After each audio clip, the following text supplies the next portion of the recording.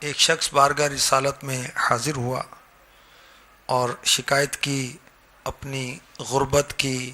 اللہ کے محبوب صلی اللہ علیہ وسلم نے فرمایا جب تم اپنے گھر میں داخل ہو تو السلام علیکم کہہ لیا کرو، چاہے گھر میں کوئی ہو یا نہ ہو، پھر مجھ پر سلام کہا کرو، اور ایک مرتبہ قل هو اللہ احد پڑھ لیا کرو۔ اس شخص نے ایسا ہی کیا، اللہ تعالی نے اس پر رزق کھول دیا اور اتنا رزق عطا فرمایا کہ اس کے ذریعے سے رزق اس کے ہمسایوں تک بھی پہنچا، اس کے رشتہ داروں تک بھی پہنچا۔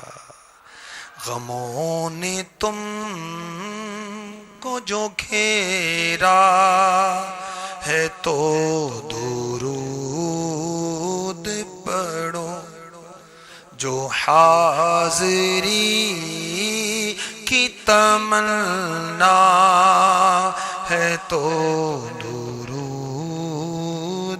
پڑھو۔